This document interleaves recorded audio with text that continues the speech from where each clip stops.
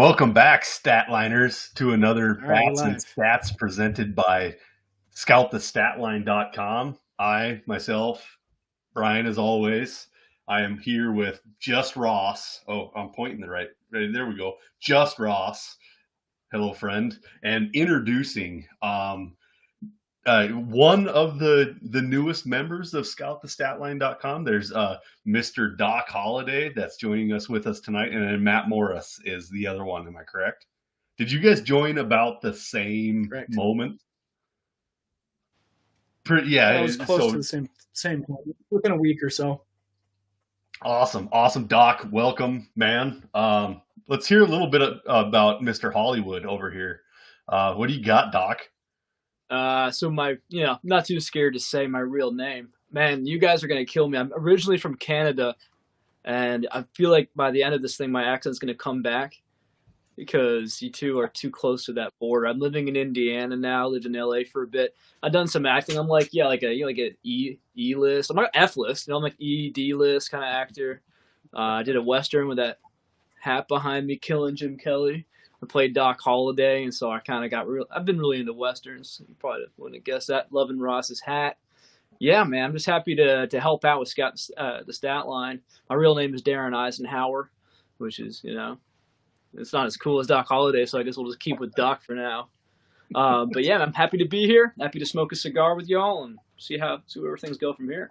What kind of flavor are you smoking? Tobacco. Wow. No, it's I don't really do with the flavor stuff too much. This one it's called Man of War is the brand. And so I would describe it as maybe a medium to full body, leaning on the full body kind of profile, you would say. So I go to Deadwood quite a bit, and they have a sweet cigar bar. It used to be down in a basement, full bar, and then it had just cigars lined up and down the wall. Humidor in the bottom. They've since moved to a new location in Deadwood. They have a full setup now, but man, we smoked some sweet cigars there. They were all Sweet Baby Janes. If you ever have opportunity, smoke some Sweet Baby Janes. Sweet Baby Janes. Yeah. Are you talking about Fat Bottom Betty? No, Sweet Baby. No, these are Sweet Baby Janes. Yeah. I went. Man, that sounds better than Montana. There's no cigar bars in Montana. There's like one. Billings has got some gentlemen's club now that you have to be a member to, and you have to bring your own cigars, your own beer. Basically the only thing that they do is provide the location to smoke at. I don't understand it, but it is what it is.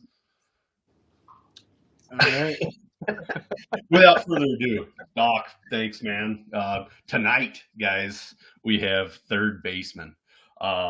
This is a list that I'm super excited for. We have some hot names on here. Once we start breaking it down, I think everybody's going to be like, wow, third base is loaded. I think third base this year is our catchers from last year, because we had some names at the catchers list last year. Third base is probably the position of choice for me this year. I'm super excited some of these guys. Yeah, there's bigger names here, I think, than we had at shortstop even. Yeah. And who knows, maybe some of these guys are shortstops, but it could happen. But before we get into baseball, of course, as always, we got to have some beers or some drinks. I don't know what kind of drink Doc drink. It could be a Blue Dolphin for all I know. You just going straight H2O tonight? No. Okay. I'm going with some eggnog crafted by my dear wife who mothered my crying child. I'm going to try to mic mute on and off to avoid that, but this is just fine. It's nothing fancy. It's just, Bacardi rum mixed with some other things. I don't ask questions. I have a nice Indiana whiskey bourbon guy I like to get my stuff from normally. I was out. I went to try some other Indiana guy. And unfortunately, I don't like it at all. And I was going to drink it on here, but I'm like, you know what? I made my first, I put a video out on Twitter today about how Marco Luciano, I called him Luciano. I called him a bust, I was like, maybe he's going to bust. I hope he doesn't.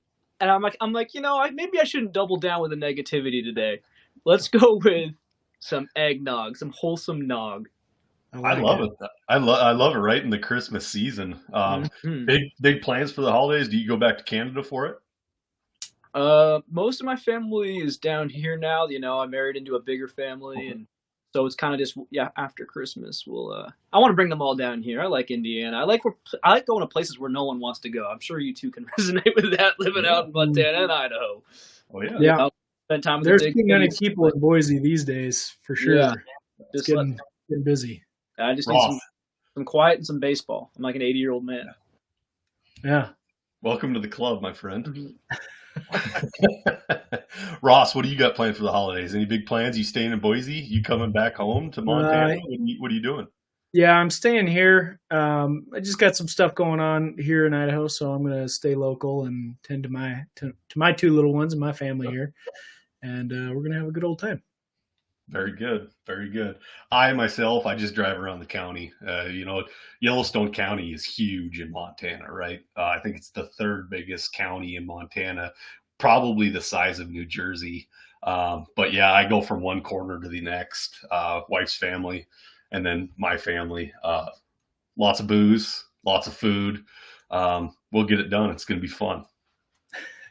Good. Yeah. But with that, so Doc is doing the eggnog. Ross, are you going next? I got a beer. You good with me going? You want to go? Of course. No. Hey, always jump in front of me, brother. Okay, this one is by Double Mountain, called Sweet Nothings. It's a blonde coffee stout. And I was kind of like, a blonde stout. That sounds unusual, so I wanted to try it out. It's like a double negative. Yeah, that's kind of an odd one, right? Like, okay, here we go. A blonde. And that's a stout. That doesn't look anything like a stout. This is highly unusual, and I'm all for it. Yeah. So we're gonna see. Alrighty. I'm excited. I am potentially. I'm ridiculously excited for that taste. It does taste like a stout. Kind of unusual. There's a lot of sediments floating around in there. I guess that's how they pull that off. I don't know if you can see that. Are you getting coffee? Definitely getting coffee notes for sure. Huh. I don't know what to make of that. That's bizarre, man. That looks like a great Pilsner beer that I would just drink right now. Well, it's not quite it doesn't feel as filling as like a typical stout. So I think maybe there's the trade-off. You get the flavors without the filling. So you got to try it out. It's a drinker. If you like the flavor of stouts, but you feel like it leaves a gut bomb in you, maybe you try this one out. So where's that brewed? Double Mountain is the name of the brewery. Let's see. They are out of Hood River, Oregon. I'm not sure we're going to get that out here, but I'll keep an eye out. You never know. I mean, some of those Oregon breweries are pretty massive, so might get out there. All right, Brian, what do you got? I'm doing an odd one. I don't drink seltzers very often. I get kind of bubble guts on seltzers, but it sounded really good tonight. I also don't drink pop. And this is hard soda from Bud Light. So this is hard soda, and this is going to be citrus soda from Bud Light. I threw it out there on a whim. I don't know why. I don't know why either. But that's good luck. Yeah, interesting choice. You know, I saw that they have like Mountain Dew, hard Mountain Dews now. Have you guys seen those? No. That's unusual. Yeah, they have everything nowadays. It's wild. And I'm running out of beer selection at my normal gas station, so I'm going to have to venture a little bit further to get different drinks. But a seltzer sounded good. It does look like Mountain Dew. So, anyone from a big city who just heard him say "my normal gas station" is going to be, who are these people? Where do people live? It's good. Okay. It's good. You got a lot to that say face about that looks one? like maybe it's more of like a 45 grade, 40 grade. So it's got 3 different styles in it. It's got regular cola, yeah, classic cola, and then it's got cherry cola. I hit the citrus soda, and then it has an orange soda in it as well. So, with any luck, I'm going to try all 4 tonight. Hopefully 4 of each, so it'll be fine. Anyway, without further ado, fellas, Statliners, I hope you're ready. Third baseman. We got 10 of them ranked by Scout the Statline model. Let's jump right into it. The first one we got is Jacob Reimer. And let me get the stats pulled up so you guys can go nuts on here. Jacob Reimer is with the High A affiliate with the New York Mets. He is 6'2", 205 pounds. He is only 19 years old. He was drafted in 2022, round 4, pick 119 overall, out of Ucapaya. I don't know how to say that, California. But he's got 336 at-bats in 2023, 89 hits, average of 265, on-base percentage of 399, on-base plus slugging 774, 8 home runs, 3 stolen bases. This is a pretty good debut for a 19-year-old. He made it all the way to High A this year. Who wants to blast this one out? You guys go nuts. So I'll field this one. I think Reimer is a super underrated prospect already. I mean, he's only 19. He's still 19, so he was playing the season quite young for a 19-year-old. And even though on the surface the numbers aren't blowing your mind, the 265 batting average, that probably draws your eyes. 375 slugging percentage. His walk strikeout ratios were really good.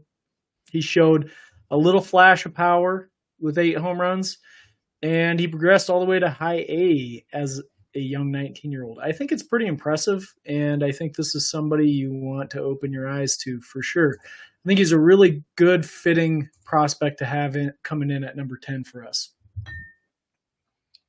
Yeah, I'm really excited about that debut. Let's be honest, a high schooler coming in and filling it up and making it all the way to High A. That's pretty impressive with those stats. That's a big leap, man. That's a big leap. And then 336 at bats as well. I mean, that's a lot of at bats compared to a high schooler, you know.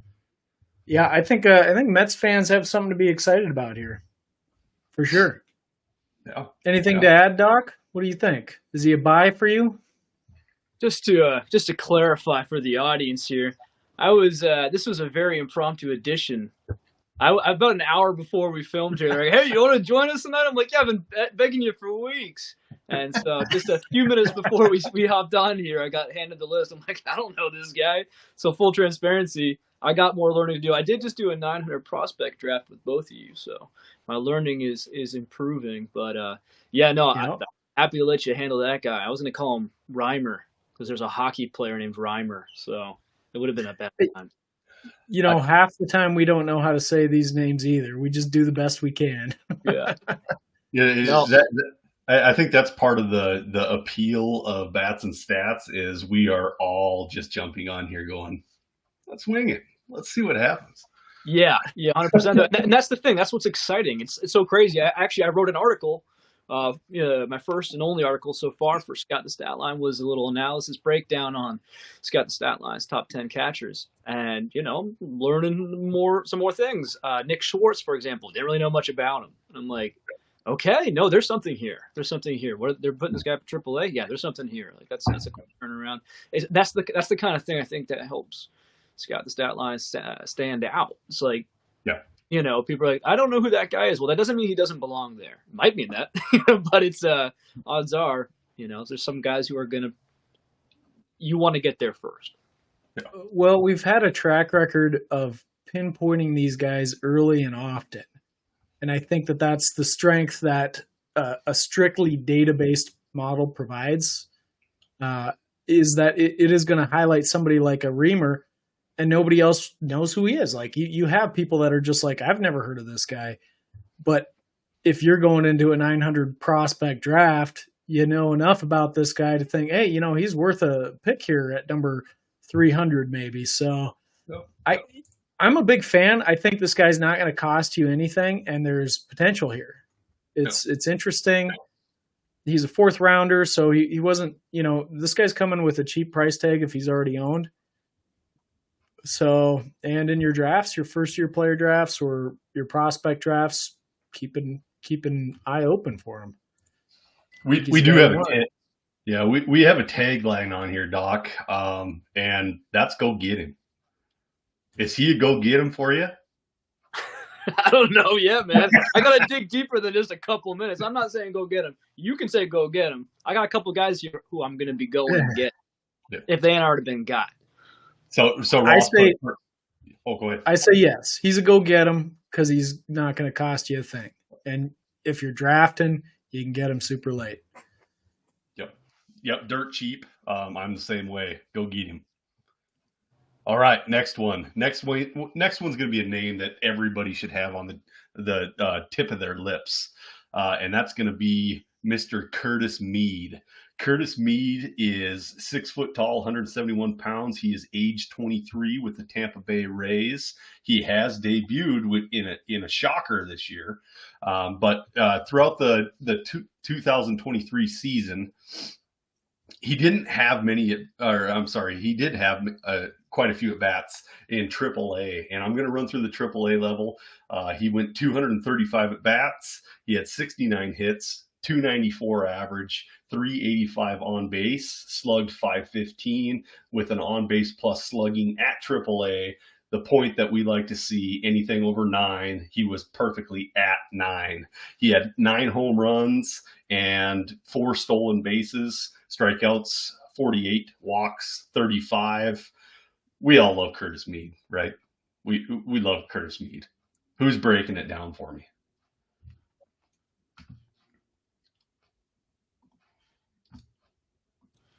All right. Go ahead, Doc. Let's hear your take on Curtis Mead. Mead. I'm going to say a couple of things right now. First of all, so cool that we have an Australian prospect. That's very unusual. I hope he succeeds, because who knows? Maybe he's like an Australian Ohtani kind of guy who brings in this extra audience. I want to see baseball worldwide. That World Baseball Classic this summer was amazing, and of course the numbers pop out. I kind of forget that he's only 22. He seems, for some reason, he seems like he's more mature. Maybe it's something about his approach. There's two red flags for me, which are one, and they compound each other. One, he's with the Tampa Bay Rays, and which is actually a great thing for development. But two, he is a short side platoon risk.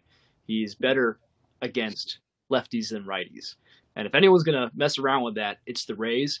22 years old. And it's not like he's has disgusting stats, like terrible stats, against righties or anything like that. It's not the biggest concern. But I mean, in 2022 in the minors, his batting average against righties was 262, which isn't fantastic. In the minor leagues, AA and AAA. That said, I think there's, on the flip side of that, the Rays know how to develop prospects. This is not a bad organization.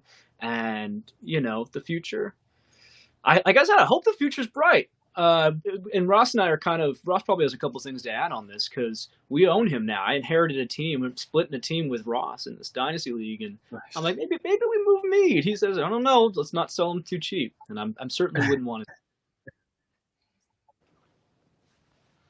So I guess I'll share my take on Mead, because we have polarizing views here.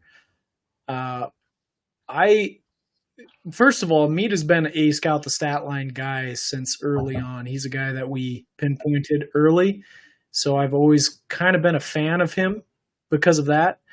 And there's something that I've always appreciated about the way he plays the game.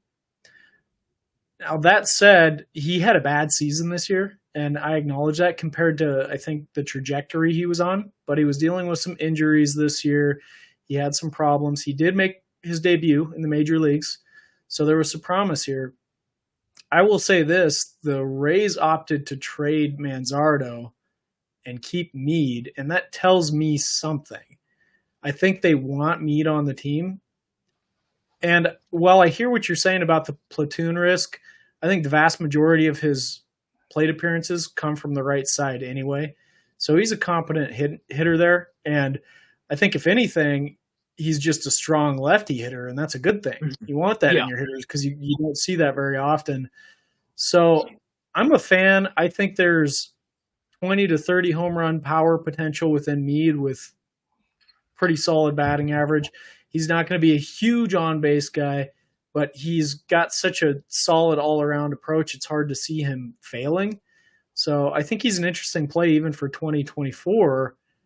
And then down the road, he could be a pretty good player. I don't know that he's going to be a superstar by any means, but a potential occasional all-star, I can see that.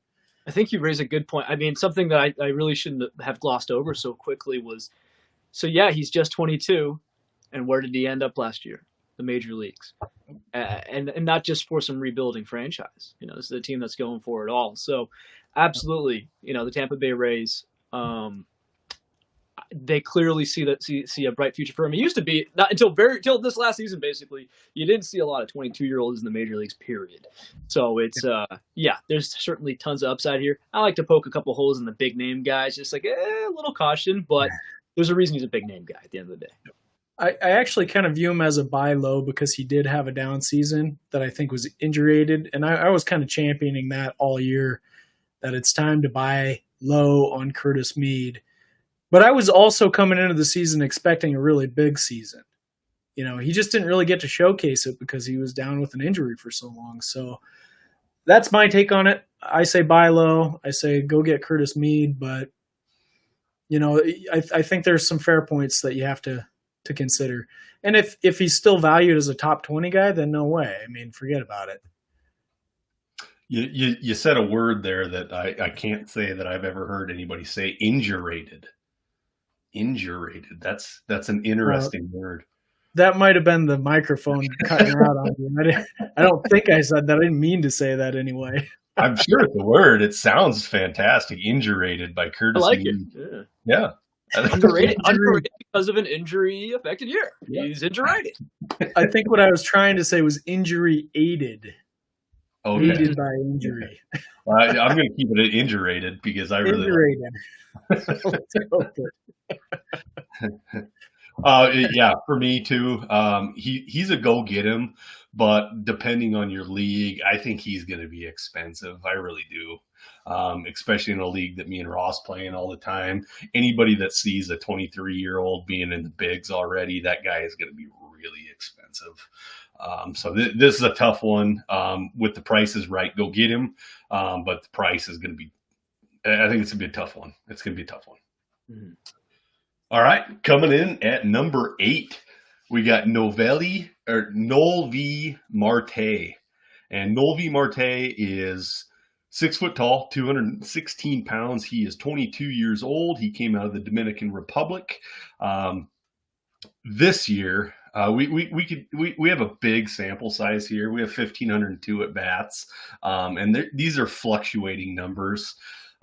He's one of the guys that a lot of people were really, really high on, and it's not that he hasn't shown amazing stuff, but he's just been kind of, he's pretty decent. So I'm going to do AA and AAA stats here. In AA in 2023, he had 196 at bats. He batted .281, on base .356, slugged .464, on base plus slugging is .820. He had 8 home runs and 10 stolen bases. 38 strikeouts, 22 walks. All those numbers look pretty good. He gets promoted up into AAA, has 143 at-bats. He bats .280, on base .365, slugs .455, and on base plus slugging of .820. 8 stolen bases and 3 more home runs. The strikes to walks still look really good. Is this just ho hum? Is this a blinder of we thought he was going to be so much better than his stats are showing right now, or should we be impressed? Should this be an impressive stat? Like, what do you guys got on this? I'm really lacking on this. I think it's boring. Man, I feel like I was with that mentality. I don't know what it is. There's something weird. There's this magic spell that's gone over Marte here. I think there's something to do with the Reds having so many shiny toys. One of them being this Ellie De La Cruz guy. Maybe you heard of him. Then there's Matt McClain. Great baseball name. And there's so many things happening with the Reds that somehow this guy is flying under the radar. I'm looking at some prospect rankings. From various outlets. It was kind of like he was kind of skyrocketing in 2022. I see here he went up to, number 11, an overall prospect. And I think he was a little bit trimmer. He was leaner. Everyone was thinking maybe, 30-30 kind of guy, and then it's like he put on some weight, a little bit more of a chunky boy now, get up to 220, something like that. He's kind of dropping. I see a rank here of, in the 60s. Then what does he do though? As a 21-year-old? He comes up to a team that was in the playoff hunt as well. And I'm not underwhelmed by it's a 30, what is that? I think it was a 35 game sample size in the major league level at the end of the year. And he's got himself a 316. Lost my page now like an absolute. This is my rookie episode. I'm allowed to make a mistake. No worries, man. Thought 5 seconds ago. I think it was 315 batting average you finished the year with. 316. You're right. 316. There you go. 316, and 366 OVP. I'm not underwhelmed by that in the slightest. 114 at bats, 123 appearances. He's going to give you 3 home runs, 6 stolen bases. That was the big thing for me. I thought these stolen bases were going to dry up because he put on that muscle. It's not happening. He actually had more stolen bases than home runs. If that'll be a key factor for me. I mean, if he hits like that over a bigger sample size at the major league level, then it doesn't matter. But frankly, if the stolen bases are there, then no. Right now is a buy low time because what Brian you're saying, like I feel like that's in the air. I just did a dynasty startup. He went late. I feel like a year ago he's not going late. He's going in that first echelon. I don't know what it is. There's some weird spell over people right now, and I think Noelvi Marte is somehow, as a fresh 22-year-old, who's already in the big leagues and doing really well on an ascending team on an ascending roster. Somehow, that's a buy low. Yeah. It's interesting because on this podcast last year, Brian, last offseason, we talked about Noelvi Marte. And on that podcast, I said, I thought Noelvi was overrated the previous year. And then last year, I felt like he became underrated because he started hitting midseason and nobody was paying attention to it. And we said on that podcast, buy Noelvi Marte. Do you recall that? Oh yeah.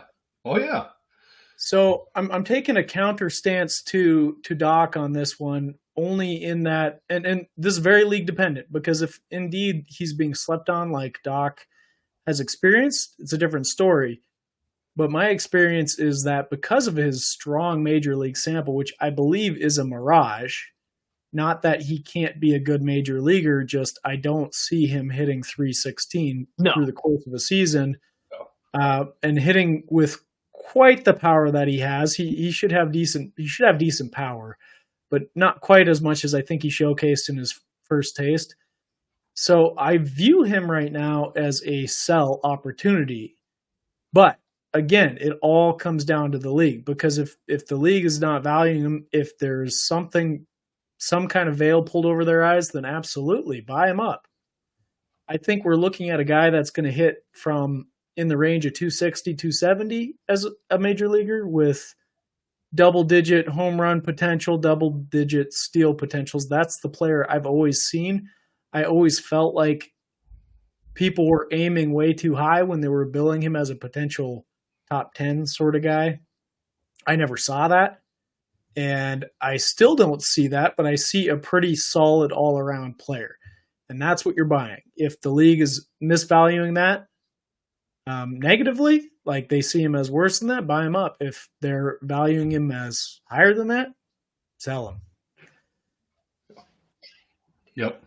I agree on all points. I love there was a couple words that Doc used, shiny new toys, in the Reds organization. I think that bumped him down way too hard.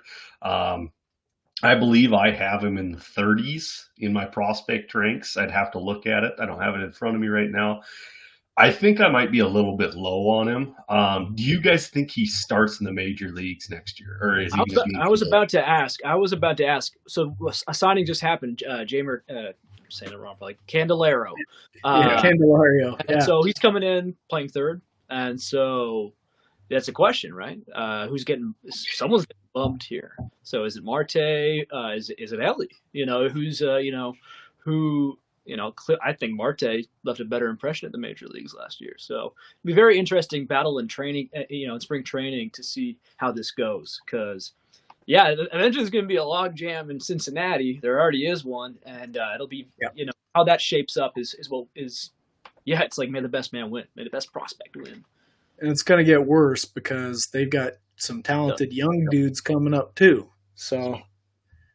Yeah, and just to end on that note, I hated that signing. Candyman did not belong in that lineup. I'm sorry, Candyman, you were a Tiger. I loved you, but you have no business being on that roster. I apologize. We're moving on. We're moving on to number seven. And this is one of my favorite prospects, Tyler Black. Tyler Black is with the AAA affiliate with the Brewers. He is 23 years old. He's 5'10", 204 pounds. He won't turn 24 until mid next year. He was drafted in 2021. Overall pick 33. That was in the compensatory picks. But what he did in 2023 is something that I've loved. I loved it last year, and I love it even more this year. So he was in AA and AAA. He had 308 at bats in AA. He batted .273, on base percentage of .411, slugged .513. On base plus slugging is .924 with 14 home runs, 47 stolen bases. He got the promotion to AAA, 142 at bats, batted .310, on base of .428, slugged .514 with a whopping on base plus slugging of .942. Another 4 home runs and an extra 8 stolen bases for on the season, 73 stolen or not on the season, that is a career, I'm sorry. On the season, 55 stolen bases and 18 home runs. Tyler Black, to me, I'm in love with. This guy, he's my guy. I'm hoping he plays second. That's just a hope for me. But Ross, Doc, you guys jump into it. You argue. You can say whatever you want. You're going to be wrong if you don't love him. Take it, Doc. Tell us what you got. All right, I will. Yeah, so he's a real Canadian hoser, eh? This guy's from Toronto, Canada. He's playing hockey growing up, and then he said, "No, I want to go smack some dingers at the park, bud."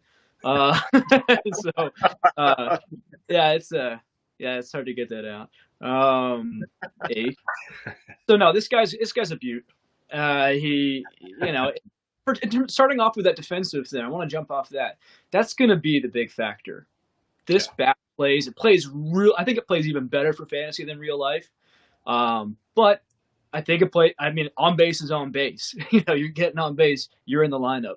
As long as you're not a liability. And so I'm hearing he's playing a lot of third base, which is weird because I'm also hearing he's got kind of a softer arm. I'm like, not really sure how that goes long term. But it's like, someone was saying maybe he plays first. I'm like, 5'10". I don't think so. That seems odd. Second base makes sense to me. But I'm not really on the ground seeing his fluidity, which is something you want to see. Like, wow, what a great word. How'd that come out of there? But maybe they stick him in a corner. He's fast, It's a very strange situation because he seems like the kind of guy stealing these bases and, kind of an athletic build. You think he's like, what's holding him back from his defensive capabilities? And maybe he does improve, which would be awesome because especially if he plays some position like second base, that's a huge advantage for us. Now, something I want to touch on real quick is, there was this perception that he kind of had a little late season dip. That's not completely unfounded. He got promoted to AAA in August. and proceeded to bat 209 in August with a 333 OBP. It's not good. But what I love is how he responds to that adversity, because that's going to happen in the big leagues. So you're seeing in September, pretty much an equal sample size, 24 games versus 18 games. He had a 413 batting average with a 519 on base percentage. Are you kidding me? More walks and strikeouts. I think the stolen bases in general went down in the second half. Maybe his legs got tired. He still had 15 stolen bases roughly over about 60 games. You're still, that's great. I think you're looking at something like this is clearly a 30, 40, who knows? You don't want to predict much more than that, but he's a big stolen base threat. My question would be, what power are we going to see at the big league level? And they say sometimes power is the last to show up. Then again, he's a little on the older side of a prospect. What has he got here? What are we seeing? We've seen over 2 leagues. We've got 18 home runs, 450 at bats. Maybe he's more of a 15 home run guy in the big leagues. I don't know. If he's got 400 OBP or something, and 30 or 40 stolen bases, doesn't matter. Turn it over to you, Ross. What do you think? No, if he's putting up those numbers, I don't think it matters. I think you want him in fantasy. I would say, to me, the stolen bases was a huge surprise. And we gave him a nickname this year, the running man. And it's because I was so shocked by all the stolen bases he was putting out there early on in the season, and it seems like it was flying under the radar. Like, people weren't noticing that all of a sudden Tyler Black was running every chance he got. And he did, you're right, he slowed down significantly later on in the season upon promotion. I'm not sure what that's all about. You're right, maybe he got tired. I don't exactly know. Something to keep an eye on. I never pegged him as a huge volume stolen base guy early on.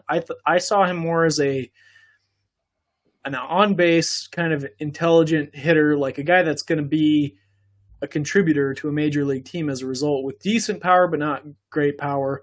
But if he's stealing 30 to 40 bases a year, if he gets up to that number in the major leagues, then he's a difference maker. I'm pretty interested in Tyler Black overall. I think I boosted him a little too highly early on in the season in my rankings, and I did readjust that and moved him down. He's closer to about 30 overall for me, but I still value him very, very highly. Brian, I got a face comp for him that nobody's going to get except for, me and some of our closer friends. Tyrell. Yeah, he does look like. I was going to mention Black looks like Tyrell, our buddy Tyrell. I was going to mention it, but nobody was going to get it besides our small group. He does look like Tyrell, big time. Yeah. So that's my comp there. I'm sure he plays baseball a lot better. Oh yeah, and this will touch home a little bit to Doc a little bit, since it is being from Canada and stuff. Turner, Montana. Which is literally on the border. Tyrell walks out his house, his backyard's in Canada. Yeah, that's the other side of Canada from where I'm from. That's the cool side of Canada, where they got cowboys and mountains and stuff. Yeah. I'm basically from like more like, I'm just from like Detroit and Buffalo kind of area. It's nothing, the glorious weather where it's always spring break. Tyler Black, to me, guys, he's an absolute go get him.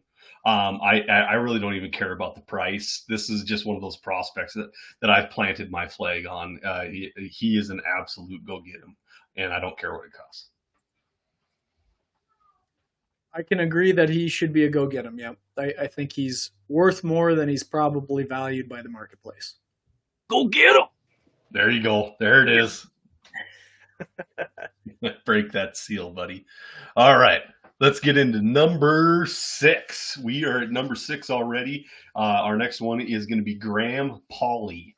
Graham Pauley is with the San Diego Padres. He was drafted in round 13, picked 390 overall. He is 23 years old, 6'1", 200 pounds. He is out of college Duke. This year, Graham Pauley, 3 different levels: A plus, and double A. Let's lump it up together. This year, he had 481 at bats overall. He batted .308 on base percentage of 393, slugged 538 with a great on base plus slugging of 931, 23 home runs, 22 stolen bases, struck out 93 times and walked 60. He has 32 doubles to go along with that as well. Graham Pauley should be exciting, and I don't think a lot of people even know his name. Yeah. So we had a controversy with Chase Meadroth and Graham Pauley a little bit, and lo and behold, by the end of the year, Graham Pauley's the guy that's ranked higher on our STS leaderboards. I think it says a lot. Meadroth, I still think is a good prospect too, and I don't want to make this about him, but I think he got worn down through the season, and Graham Pauley just kept hitting. I mean, in fact, he improved as he moved up in a lot of ways. He flashed a lot of power at high A and then went up to double A. I mean, 321, 375, 556 is really good slash line. Somewhat small sample there, but he was hitting really well and getting on base. He's a really interesting prospect. And because you just said not a lot of people know his name, that makes him a go get him. Yes, it does, sir. Yeah, he's one of those guys. I had a little bit of a black. I had heard his name. I've heard the buzz. Maybe it's from y'all. I don't know, but so it's interesting. It's a kind of a fun perspective just to kind of look him over right now.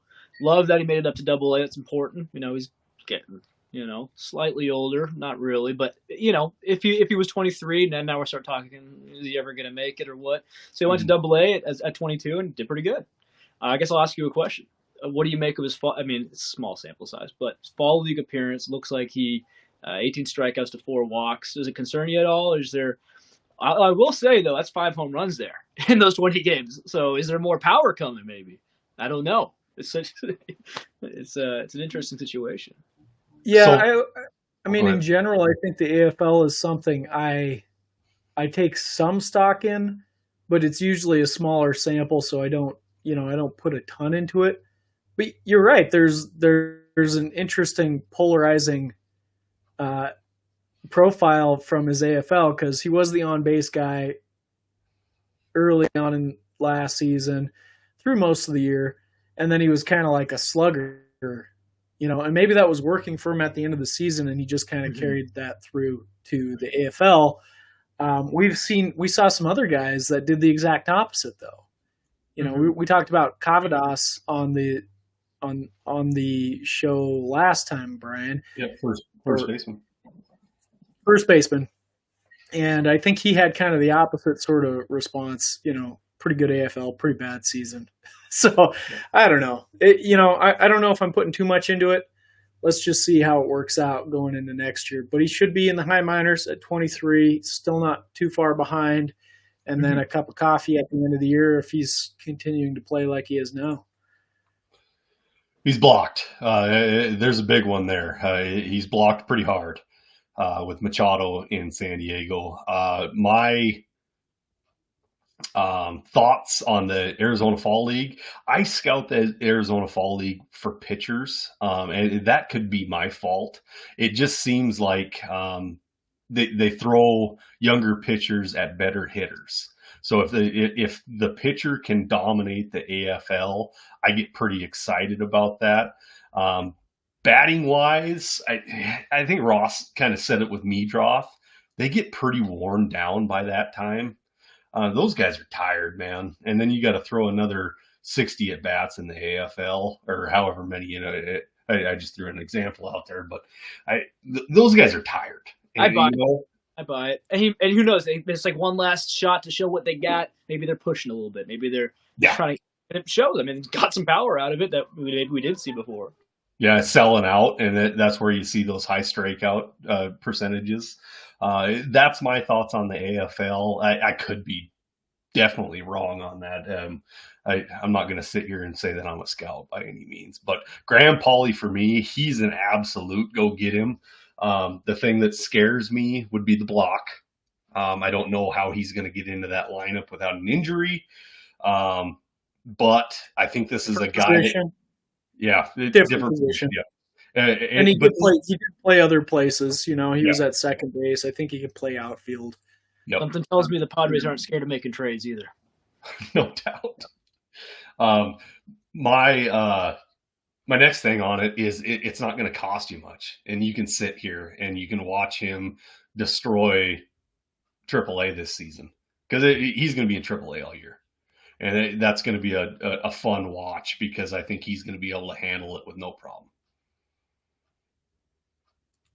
Go get him. Grand Pauley, go get him. Grand Pauley is done, fellas. We're going to jump into the next guy. This fella is a little bit more interesting to me. I know you guys are going to have some thoughts on it. He's got some metrics, and I am not a metrics guy. Okay, let's be completely outspoken about this. I don't like metrics. I don't like velos. You either hit the ball or you don't. But Luke Adams has high metrics, and this is what his 2023 season looked like. He had 339 at bats. His average was at 233. On base percentage was 400. Slugged 401. On base plus slugging 801. He had 11 home runs and 30 stolen bases, which I think that's a mirage, but we'll get into it. 18 doubles on top of that. He is 6'4", 210 pounds. He did come out of high school, drafted in 2022, round 12, pick 372. I'm a little bit interested about that as well. He's only 19 years old, guys. Ross, I know in our league, I traded you Luke Adams for a reliever. And that is because I don't see what everybody else is so excited about here. But Ross, go ahead, jump into this one. Kind of convince me of what's going on here. The Hinsdale Hurricane. That's what we're calling him. Nice. That's a good name. So, Luke Adams is you were very much in a vacuum, I think, with your perspective on Luke Adams, because Scout the Statline was pretty excited about him early on, especially because he gets on base. He's got a really good eye, and he hits with decent power, and he's fast. He's a hard worker on the field overall. But now the flip side of it, scouts do not like this guy. They do not like this guy much at all because he's got a funky swing. And if you've ever watched him play, you pick up on it right away because it's just odd. It's an odd swing. It feels like it's got a hitch in it. So in many ways, I think you could think of Luke Adams as sort of a project a little bit, but because most people are saying that the swing is not going to pan out as he moves up. It's not going to pan out as he gets to the major league level. Whether that's true or not, I don't know. I think we've seen some major leaguers with some pretty funky swings that have been successful enough. So we'll see if that works out for Luke Adams. If he's got to change his swing, then it's about adaptation, And if he's somebody that adapts, let me just say this. I think in the numbers, I can see a guy that has the eye, that has the power, that has the speed. And those are the characteristics that you want in your baseball players. Fantasy or not, you want those characteristics in your baseball player. If he can iron that thing out, there's serious potential here. And Scout the Statline sees it in the numbers, putting him as the number 5 guy. That's pretty impressive. Yeah. Before you get into it, and I want to kind of piggyback off what Ross was saying, when you see his YouTube swing, imagine if anybody's ever seen Charles Barkley swing a golf club. And apparently Charles Barkley used to be really good at golf, but something is in his head, and he starts up here, and then he starts shaking. It's just this weird shake, and then he strokes through, and it's very quick with Luke Adams. It's like he just stutters for a second. It's very odd, and I don't know how to even quantify it, because his stats do look decent other than his average, and his average isn't awful, but Ross said, the eye's there, the power's there, the speed's there. It's interesting. There was just something that I didn't like. Luke Adams, I'm sure you're an amazing human being, and I want you to crush everything. He's never going to listen to this anyway. So Never say never. Well, Doc, you already know based on my buying him in our league that how I think about it.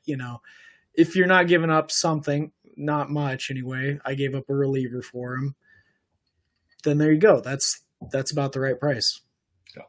I just took a look at his swing on the YouTubes. If we had, when we evolve this to the next level, and I'm in a proper, studio, and we have a Jamie, like Joe Rogan, he can say, "Hey, pull that swing up." Yeah, there you go. I would describe it as a pump fake almost. Like it's like slow. It's from what I saw, it's kind of like he kind of goes like, and then he goes through with it. It's like a pump fake almost, which I would think if it's a real issue. The rest of it looked fine. It was fluid. I mean, my thing was looking at his profile, not knowing too much about Luke Adams coming into this. Well, first of all, I see that he's 6'4", 210 already at 19. Okay, like that. Stealing bases, red flag that he stole. So green flag that he stole 30 bases. A little bit, he got caught stealing 10 times. They're not going to tolerate that at the bigs, but who knows? Maybe at the very least, it indicates to me he's got speed at that size. Exciting. Yeah. And it's one of those interesting profiles. He actually, if I'm reading this correctly, I think he has 233 batting average and a 400 OVP. Yeah, and, wow. And I'm just starting to, I'm still learning as I'm going. I think it's always a learning process, but I'm starting to think about that kind of stuff at the low levels, and compare it a little bit to what Roman Anthony did. And from what I understand, the lower levels, they're not getting all the best pitches. They're getting a lot of junk. Yep. And so, the guys, that'll show you a good eye. Check out the OVP. The batting average we saw with Roman Anthony, it actually got better as he leveled up. And maybe that happens here. Maybe that happens. Because I would imagine, especially if you're seeing junk pitches, then, maybe you get a little, man, I would love to smack one out right now. Maybe once in a while you swing at something you shouldn't, right? It's it's an interesting quandary, but it's funny that the scouts get worried about that. If he keeps on this trajectory, though, same with Tyler Black. The nice thing about being with the Milwaukee Brewers is you ain't gonna have the same problem as you will with San Diego, New York, LA, somewhere like that. There's room for you. They'll make room. Yeah. So yeah. Those are great takes. I love that breakdown. One other comment, Brian. I heard from someone recently that Charles Barkley actually ironed out his swing. There's no way. That's what I heard. You got to check it out. I mean, don't take my word for it, but that's what somebody told me. Somebody that was trustworthy enough. Those videos are amazing. It's just gold. It's just comedic gold watching that, and I feel so bad. Barkley can do it. So can Luke Adams. He doesn't even understand that he's doing it either. Everybody's yelling at him like, "Quit stalling!" And he's like, "It's a fluid swing. I don't know what's going on." It's great. Just comedic gold. All right. Luke Adams. What do you guys think? Is he go get him? It's not going to cost too much. Yeah, I think all these guys are buy at the right price. I like the guy that's above him a little bit more, but I do think he's worth taking a chance on anyway, for sure. Right now, he's going to be hot and cold. He's going to have some really hot periods. He's going to have some cold periods, and if it's a swing issue, I hope he can get that worked out because I think there's a lot of potential there. 23, only 23 more strikeouts than walks, so he's not dying out there just yet. Man, I really would. You spoke just a little bit too quickly for me, Doc, but man, I wanted to throw a Moogie tagline at you. You concur, Doctor. You concur. God damn it, why didn't I concur? Can you name that movie, Ross? Or I know Ross can. Doc, can you name that movie? No. Catch Me If You Can. Catch Me If You Can. Yeah, it's man. Here's the thing: I've seen too many movies now, so it's all just kind of like when you put all the different flavors of a slushie together. Sometimes I mix them up. So it's all good. That one off the top of my head. If you said a western, I would be kicking myself if I didn't know it. Going back to the 30s westerns. All right, we're going to jump into the next one, guys. We are already at number 4. Number 4 is going to be another reason why I don't understand why they signed Candyman. High A affiliate with the Cincinnati Reds. He is Sal Stewart. He is 6'3", 215 pounds. He's 20 years old. I apologize. Drafted in 2022, round 1, pick 32. He is a compensatory pick, I believe. He is out of Westminster Christian, Miami, Florida. Mr. Sal Stewart. Mr. Sal Stewart was with 2 different affiliates in 2023. He was with the A affiliate and then the high A affiliate. Overall in the season, he had 426 at bats, averaged 275 on base plus, or on base is 396, slugging 415, on base plus slugging 811, 77 strikeouts, 84 walks. Ross is going to love it. 12 home runs, 15 stolen bases. He's an all-around machine. I love Sal Stewart. Who's going at him? I am a big fan too, Brian. I'll take this one. And I want to add in that this is with a really, really slow start to the season. His stat line also includes a super slow start where he was showing no power, pretty much hitting near the Mendoza line. What he was doing was he was walking and he wasn't striking out very much. And very early on in the season, I was telling you to open your eyes to Sal Stewart, and lo and behold, shortly after that, he caught fire. In June, he hit 337 with a 584 slugging percentage. So he caught fire. So like clockwork, this worked out again. And he had a pretty strong finish through his season. It wasn't as strong as that June, I wouldn't say, but pretty solid. He's a guy I'm really interested in. He's a big boy. He might not stay at third base. Maybe he ends up at first base. We'll see. It doesn't really solve his problem necessarily with the Reds as far as playing time, but I think it's a quality bat that is talented enough that he could push the issue somewhere.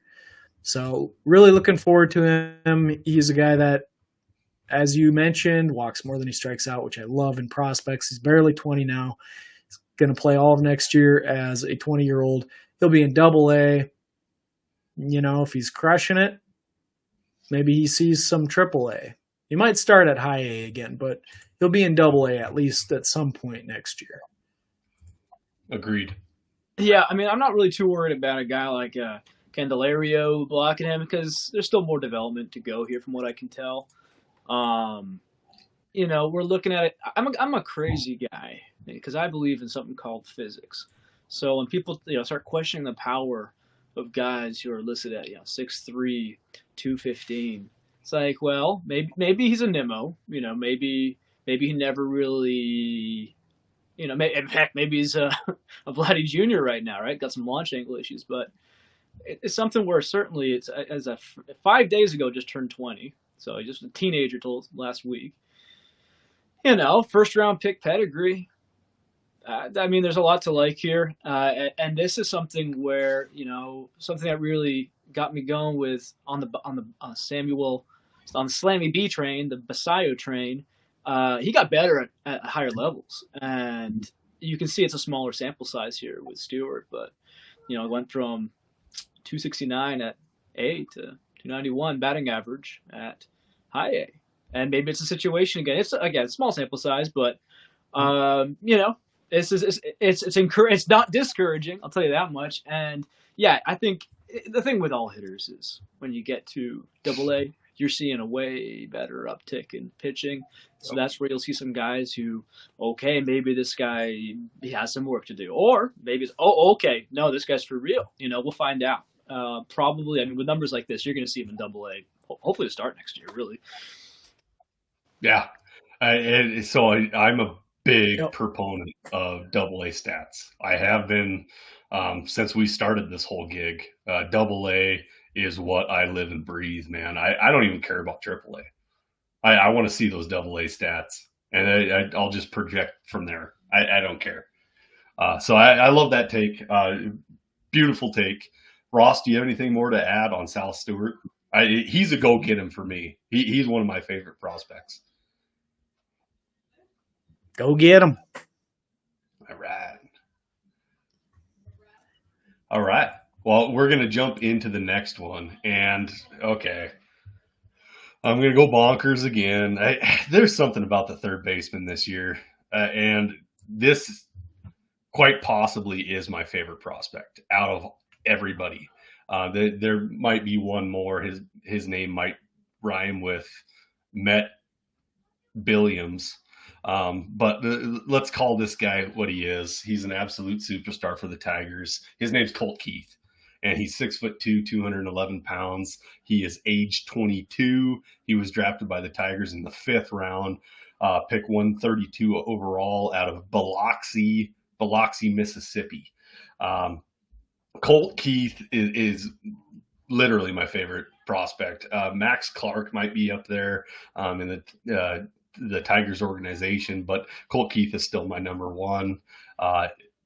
This season in 2023, he had 507 at bats between 2 different levels, AA and AAA. His average was 306, on base of 380, slugged 552 with a whopping on base plus slugging of 932. He had 121 strikeouts, pretty high, 60 walks, 27 home runs, 3 stolen bases. We don't care about that. 38 doubles, 3 triples. I said this once, and I get made fun of it about it quite a bit. And I said this about Alec Burleson. He's a man. Everybody else just get out of the way. And that's Colt Keith. Just get out of his way. This guy is a superstar. I don't care. Go get him. Pay whatever you have to. I'm excited about the Tigers' future. Riley Green, Colt Keith, Max Clark. It's going to be so much fun. Colt Keith, give it to me. Who's doing it? I'm jumping in. Who of you guys is going to do it? I'm jumping in because I'm kind of. I feel like I've really, I really dove deeper in the prospect game this year. Now I'm like forced you guys to bring me on here and stuff like that. But even as recently as the MLB draft this year, when I was knee deep in it all, and I was like, dang man, I really wanted Max Clark. Max Clark, I saw him play here in Indiana. He's just down the road. He's a stud, and it seems like we'll talk about Clark some other time. That's a whole podcast. But I was disappointed because I wanted him to go to Texas. And I was like, yeah, baby, let's do that. And I was like, he's going to go die in Detroit, like all these other prospects. But I'm starting to realize what? No. Things are turning around up there. Things are turning around in a big way. Starting to get some healthy pitching. Pitching's shoring up, but the bats are really interesting. Yeah, you said Clark. Green's coming around. Torkelson. I was there. I went on the way up to Canada recently. I stopped off for a game for Miggy's last weekend, and Torque launched a bomb. Kerry Carpenter. Anyway, we can go on. Point is, he's gonna be. This is Colt Keith has there's just something about a baseball name, isn't there? Colt Keith, that name alone, that's just that's a big name. That's at least a 70 grade baseball name, and so that alone's gonna cost a bit more to get him. But yeah, he's a big boy, good baseball build, and sometimes you'll see those strikeouts, 121 to 60, strikeouts to walk. Okay, it's not like the dream. It's not Evan Carter. But it's not like that's a roadblock for guys like Gunnar Henderson. Dang it, I had another guy off the top of my head, but yeah, there's all around the league, there's guys you can get away with it with certain. Oh, Nolan Jones is who I was thinking of. It's this weird kind. Sometimes there's these weird guys who they get on base.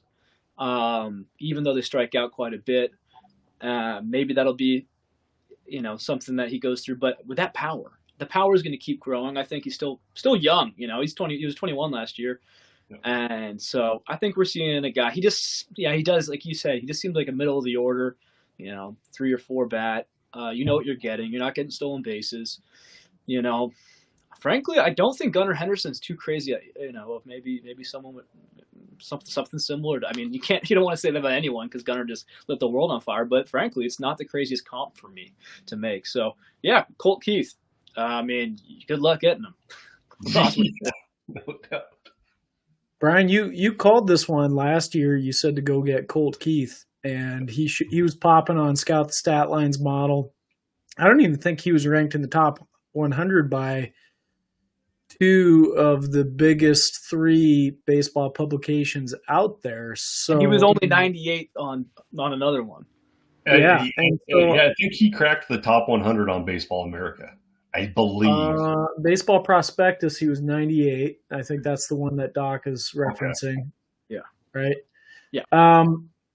I mean, I think he nailed that one. And now he's, if he's not a top 10 prospect, he's borderline top 10. Yeah. Or he should be. He is for me because he's just been a masher and he's a middle of the order bat. He's the kind of guy you want to build around. And the Tigers will, if they got Torque in the 4 spot and they got Keith in the 5 or 3 spot and Max Clark hitting just above them or Riley Green hitting just above them. Maybe Clark is leadoff. I don't know, but it looks really interesting when you pile all those guys together. So yeah, I'd say Colt Keith is definitely somebody you want to roster, but the obtainability of him is going to be a lot tougher than a lot of these other guys we've talked about. That's why you want to buy him when we first talk about them like we did last year rather than this year. But he's still worth buying if you can, so go get him. Yeah, and I want to expound on this just a little bit of the prospects that we have, not just this year, not just next year, not just the year after that, but the 2 years before this. We have had some it's been an incredible 6-year span of prospects that we're going through right now of who's going to fight for number one. I don't think Keith's ever going to be the number one prospect, and he could certainly deserve to be, but you got Wyatt Langford, you got Dylan Cruz, you got Skeens as a pitcher, all of these guys. We are going through a phenomenal run of prospects right now. Phenomenal run. It's wild. It's wild. I mean, you had some different years of Andrew Benintendi. Yes, he had a great minor league career, but should he have been the number one overall prospect? I don't know. I don't know. I think we are in a golden age of baseball right now. I really do. That's time and place sort of thing. I mean, if you were saying Keith, if he was in that class, would he have been above Benintendi then? Yeah, I don't. That's a different story. Yeah, he might have been. But, even at that time when Benintendi was there, you're right, that was a weaker crop. So he may have been the best prospect of that group, Well, what's kind of interesting, I mean, just, real quick, is like, well, what do those guys have that Keith doesn't? Well, he's capped by his lack of speed upside. And so that's going to hold you back, especially in fantasy rankings. But what I kind of like, maybe I'm old school a little bit. I kind of like the guys who you know what you're getting. They're sluggers. And the reason I kind of like that is there's a floor there because these other guys sometimes, like a Benintendi, what happens when the speed goes away? Ooh, turns out there's not a whole lot. It's like, dang, he kind of needed that. So yeah, that's the upside to going with your safe guys. Formerly Freddie Freeman, who apparently at 33 figured out how to run. So there's guys like that. You want them on your team. Yeah, for sure. Colt Keith, he's expensive, probably out of everybody's. Unless you're going to give up Mookie Betts or something to get Colt Keith, you're probably not getting him. But go get him. I don't care. Go get him. Our number 2. We are number 2, third baseman of Scout the Statline right now. We got another guy that just, man, the Orioles are loaded. The Orioles are just insane right now. And we got Coby Mayo at number 2. Coby Mayo is with the AAA affiliate. He is 6'5", 230 pounds, massive 22-year-old. He was drafted in 2020, round 4, pick 103 overall out of Stoneman Douglas, Parkland, Florida. This year, let's just break down his stats of this year. He's seen 2 different affiliates. He's seen AA and AAA. Over 504 at bats. He batted 290, on base 410, slugged 563 with an insane on base plus slugging 973. AA in 287 at bats. He had a 1.027. Overall, he had 29 home runs, 5 stolen bases, struck out quite a bit, 148 strikeouts, but he did couple that with 93 walks and 45 doubles. Coby Mayo's a superstar. He's really, really freaking good. Where's he going to play in the Orioles system? Well, apparently he's untouchable. So no, but they've declared him, he's up there with Jackson Holliday, and I believe Basayo that cut too. They're not getting dealt. So guess what? You find a place for him. You know, I'm just kind of looking over his profile. There's a lot of similarities between him and Colt Keith in terms of the way they operate. And it's interesting. Maybe I don't know. I don't think of Keith as having that similar kind of power. But with Coby Mayo, there's no mistaking it because he's 6'5", 230 pounds, and I believe in physics. So and in this case, there's no problem with the launch angle. It's there. If there's a red flag, it's that this is a good justification of why he was in Ottawa. Last year, 2022 was a bad year. 247 batting average, 326 on base. Sorry, so that was 2022, not 2023. 2023, blew it all out of the water, crushed it. Over 400 OBP. I'm wondering, I think he's a stud. I don't think he's a stud. I know he's a stud, and it's so cool. He's going up into the Orioles organization where you just know these guys are going to be contenders for years now. Or I don't see how they're not. But it's very exciting for his counting stats. Both these guys are kind of similar in that you're so reliable. You're not getting stolen bases, but I love it. And my question, maybe Ross has an answer for this. I'd love to know something. What did he change? Maybe we don't know it off the top of our heads here, but what did Mayo do? Is just the Orioles' new magic touch? I don't know, but that's a transformation, and it's exciting. Yeah, that's a good question. I mean, I can look at the numbers and tell you what they tell me. I think underneath the surface, you got to give a lot of credit to the Orioles because they've done a tremendous job of developing talent over the last few years and taking raw hitters and making them refined. And that's what I see in the numbers when it comes to Coby Mayo. He pretty dramatically increased his walk rate. That's a pretty big deal. And as you guys have mentioned, he's got massive power. Out of everybody on this list, he is perhaps the second best power hitter, and we'll talk about the first here in a little bit. But he's got insane power, and now he's starting to refine his approach. Let me quote some numbers. Last year, he walked at a 9% rate. This year, it was at 15%. That's pretty dramatic, while cutting down his strikeout rate from 26 to 24. That's not as dramatic, but when you're increasing your walk rate, that just tells you he's swinging at better pitches right off the bat. You don't even need any advanced statistics to see that just by looking at his walk and strikeout rates right there. And you know who else we saw a dramatic kind of improvement like that from? Gunnar Henderson. He did the same exact thing before he came up, and look at how that turned out for him this year. So Coby Mayo's on the same trajectory. He'll be in the major leagues next year. There's no doubt about it. And we'll have to see, but it looks like the power is going to be pretty legit. And I would just thinking about it a bit more. Let's give him actually take that red flag and turn it into a even more impressive victory, because 6'5" sounds fun, but it's actually tricky in baseball. That's what some of the problems with the guys like Ellie and O'Neal Cruz is that they're just too tall almost. It's like there's holes in the swing, or the strike zone gets bigger. It's easier to exploit sometimes for pitchers. So the fact that he's there's not a lot of really tall guys. There are a lot of them, and they don't make it a lot of the time for reasons like that. So the fact that he was able to overcome that, that's exciting. Okay. Absolutely. I'm going to say it right now. I think Mountcastle gets bumped off first. He plays outfield, and Coby Mayo is your new Baltimore Orioles first baseman. Other way around is because Mountcastle is a very elite defensive first baseman. He is. He really is. I think they did play Mayo a little bit in the outfield, so we might. No, it looks like they didn't. They did third base and first base this year. I thought that they had. No, I take it back. The reason I said. Yeah, the reason I say that, Doc, is because I think Mountcastle can handle the outfield, and I don't know if Mayo can. We'll find out. I'm not an expert either, so. Neither am I. Yeah. What do I know? Just some guy. All right.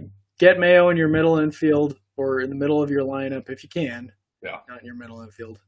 Middle of You your know, lineup. there's a lot of people that are not high on Mayo. And I've heard quite a bit. They're just like, I think he's just a guy. And I'm like, you're freaking nuts.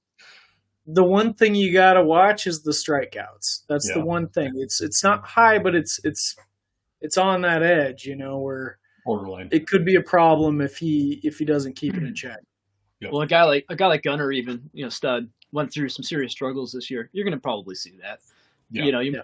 It might be maybe he has to get sent back down for a bit. But no, I would say that there was that feeling, and something in the last in this offseason, I've seen Mayo's value. He's just getting put in that top 10 group consistently. So I think by the time the spring training ranks come out, we're going to be seeing him up there, and the hype will be real.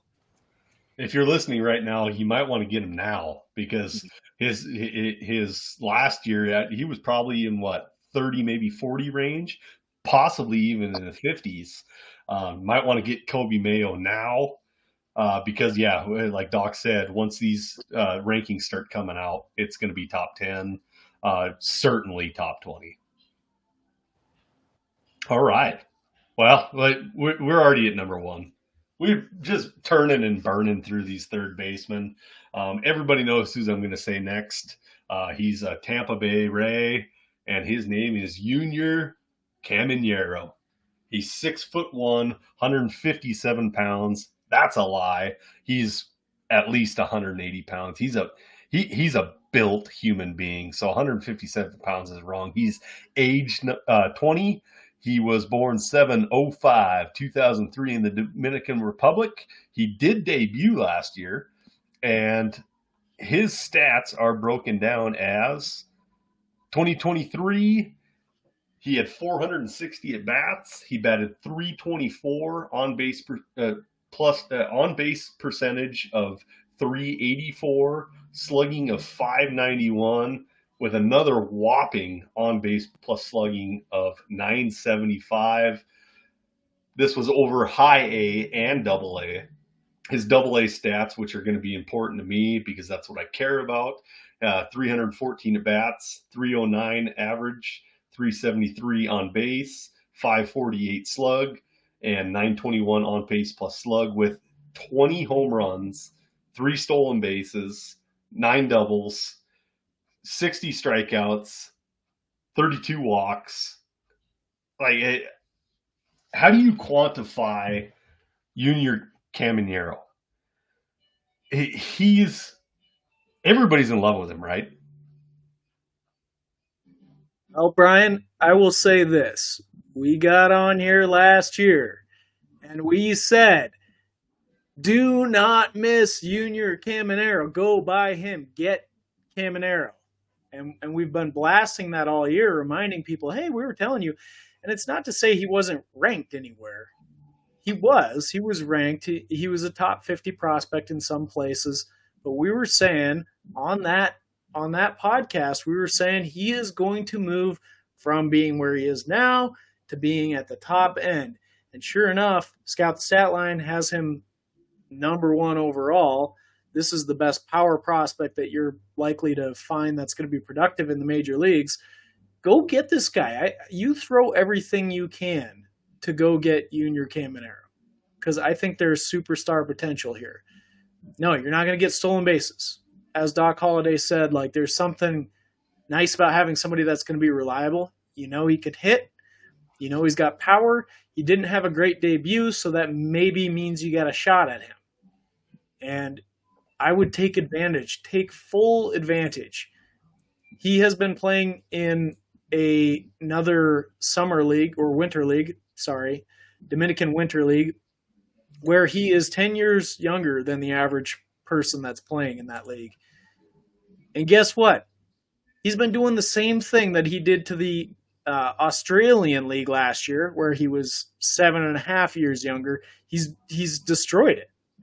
Slugged .575, 5 home runs. The guy is a monster masher. And Scout the Statline thinks he's the best prospect in baseball. So go get him, because the market doesn't have him at number 1. One more thing that I want to say about Junior, and then I'll let you guys take it over. 2 more things. He projects for 32 home runs per 600 plate appearances. That's pretty monstrous.